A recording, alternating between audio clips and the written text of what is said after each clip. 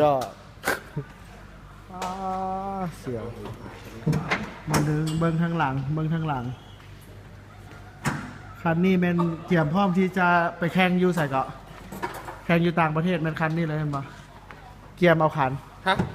อันนี้ที่เยอรมันใช้แข่งกันนะอ๋อเอาคันนี้ไปเลยไปแข่งอยู่เยอรมันสุดยอดของจริงกับยูตาควันขาวเลยสุดยอด